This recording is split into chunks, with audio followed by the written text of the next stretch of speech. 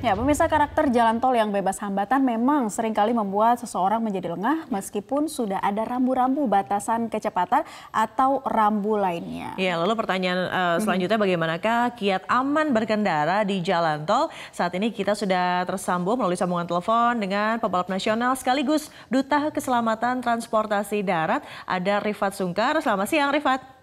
Selamat siang semuanya. Oke, Rifat, thank you waktunya.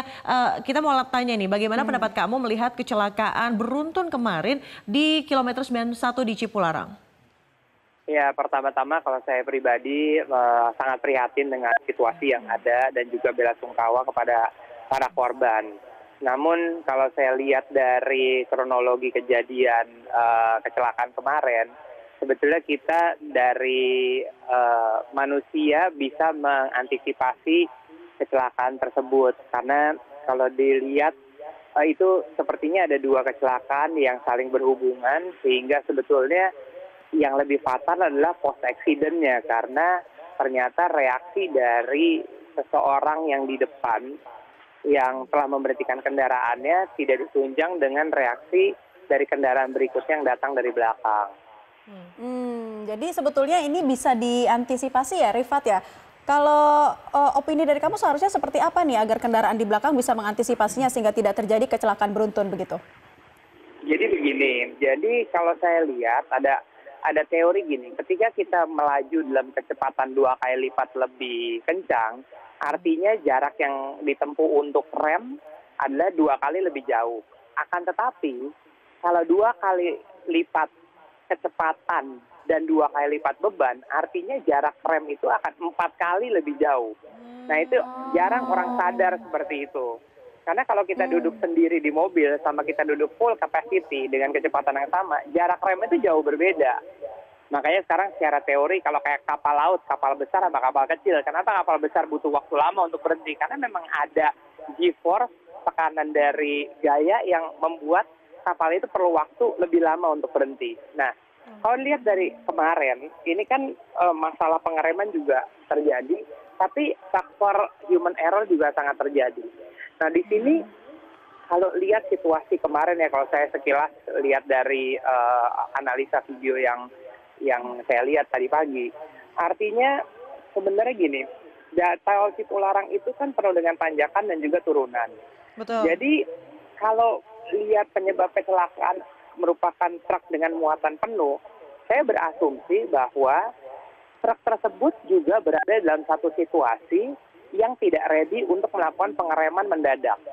Misalnya kecepatan dia, saya nggak bisa ngejat, tapi kalau melihat kecepatannya, kalau ada mobil berhenti, ditabrak mobil lari 20 km per jam aja, itu udah bisa menimbulkan kecelakaan yang cukup fatal, terutama yang nabrak besar. Ya kayak gajah nabrak semut gitu kan, itu kan suatu hal yang besar. Kemudian yang kedua, ketika seseorang itu berkendara, kalau saya selalu punya teori, jangan lupa teori 3 detik. 3 detik itu adalah gini, jarak antara mobil depan dan mobil belakang, itu dipastikan selalu 3 detik dengan kecepatan berapapun. Kalau ada orang bilang, oh yang paling aman 5 meter. Benar 5 meter kalau lagi macet, karena 5 meter itu jauh kalau lagi macet.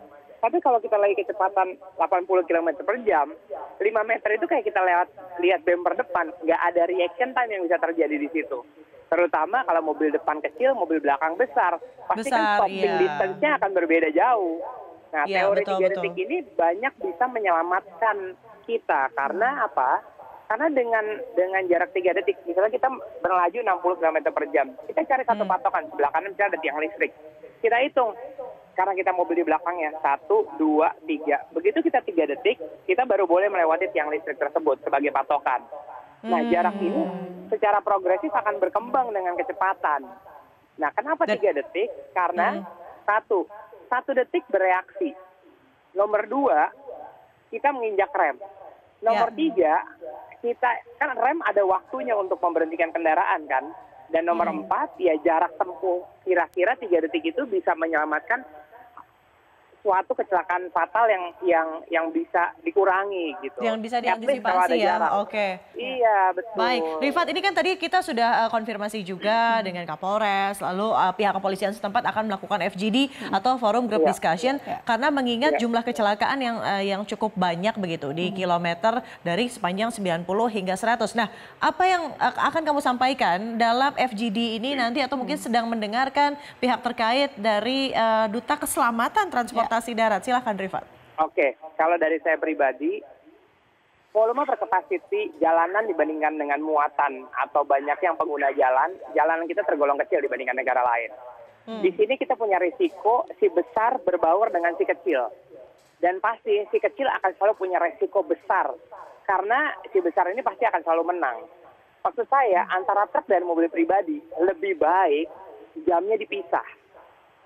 Karena kita lihat, karena resiko itu misalnya macet aja, kemarin kita lihat ada macet, ada truk mundur kena mobil sedan kecil, nggak usah 20 km per jam, 2 km per jam aja truk itu dengan mudahnya akan membuat mobil itu gepeng, lurus. Ya.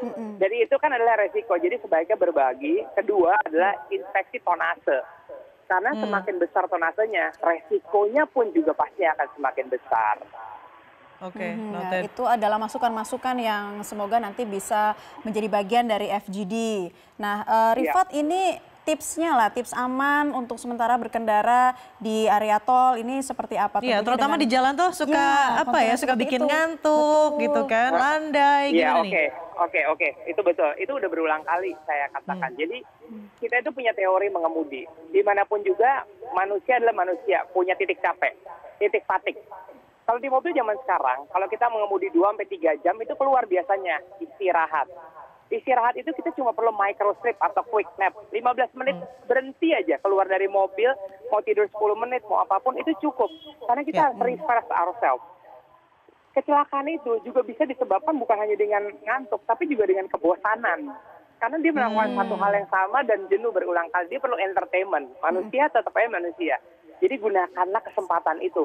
Jangan takut telat datang. Kalau memang takut telat datang, berangkatlah 1 jam lebih cepat. Pressure-nya jadi kurang. Kalau pressure-nya jadi kurang, resikonya jadi kecil. Iya, Ya. betul. Oke.